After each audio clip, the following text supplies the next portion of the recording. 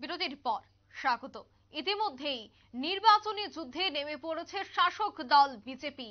আজও দেখা গেছে সিমনা বিধানসভার বিদ্যাসাগর গ্রাম পঞ্চায়েতের অধীন পঞ্চবটি বাজার স্থিত মৈত্রী কমিউনিটি হলে বিজেপি, আইপিএফটি এবং তিপ্রামথা দলের একটি যৌথ নির্বাচনী সভা অনুষ্ঠিত হয়। অর্থাৎ জনসংযোগ কর্মসূচি কিভাবে করা হবে তা নিয়েই এই নির্বাচনী সভায় আলোচনা করা হয়েছে। অনুষ্ঠানে উপস্থিত ছিলেন পশ্চিম ত্রিপুরা লোকসভা আসনের প্রার্থী বিপ্লব কুমার দেব, তিপ্রামথা দলের প্রতিষ্ঠাতা প্রত্যুৎ কিশোর দেববর্মন, শিবনা বিধানসভার বিধায়ক বৃষকেতু দেববর্মা, এম রবীন্দ্র দেববর্মা, রুনিয়াল দেববর্মা, সদর গ্রামীণ জেলার সভাপতি অসিত রায় সহ অন্যান্যরা।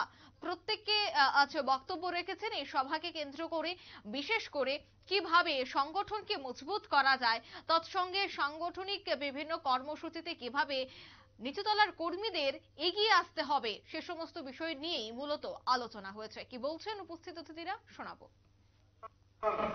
জনজাতি ভাই বোনদেরকে আর বাকি সবের মধ্যে যারা গরিবী রেখার নিচে আছেন তাদেরকে দেওয়ার ব্যবস্থা মাননীয় প্রধানমন্ত্রী নরেন্দ্র ভাই মোদী করেছে বন্ধুরা।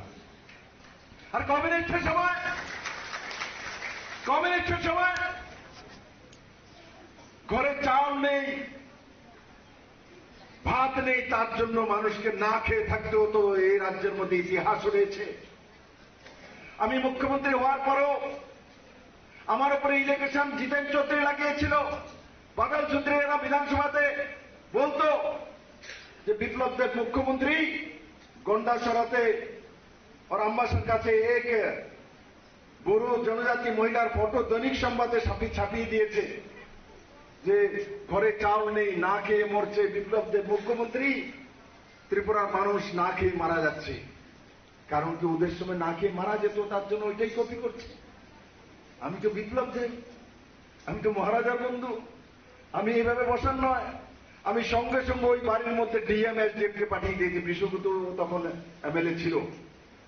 ডিএম এসডিএম কে বিডিও কে পাঠিয়ে দিয়েছি ওই বাড়ির মধ্যে, যাও মহিলার কাছে কিভাবে চাউল না হতে পারে। কারণ আমি তো চাউল দেওয়ার ব্যবস্থা করে রেখেছি।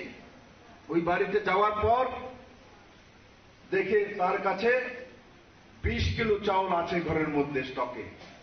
আর যেই মহিলার ফটো টাঙিয়ে দিয়েছে পত্রিকার মধ্যে, হাড়গুলো দেখা যায় একদম কঙ্কালের মতো। বলছে না খেয়ে কঙ্কাল হয়ে গেছে। কেমন মিথ্যা প্রচার আমার বিরুদ্ধে। আর যখন বাড়িতে গিয়েছে তখন দেখে বিগত 1 বছর যাবৎ মহিলা অসুস্থ, বিছানায় রয়েছে। আর ওনার কাছে অন্তোদয় কার্ড আছে। ওনার কাছে ঘরের মধ্যে 20 কিলো চাউল ছিল। ওনার কাছে ঘরের মধ্যে গ্যাসের চুলা ছিল। আর এই কমিউনিস্টরা আমাকে বদনাম করার জন্য বলছে চাউল ভাত নেই, ভাত না খেয়ে খাওয়া নেই, পেট খালি, তার জন্য দেখুন ওনার হাড্ডিগুলো বেরিয়ে গেছে হাড়।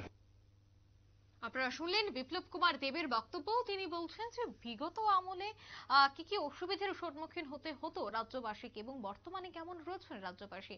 অর্থাৎ আজকে তিনি বক্তব্য রাখতে গিয়ে সিপিআইএম কে বিভিন্ন বিষয়ে কটাক্ষ করলেন।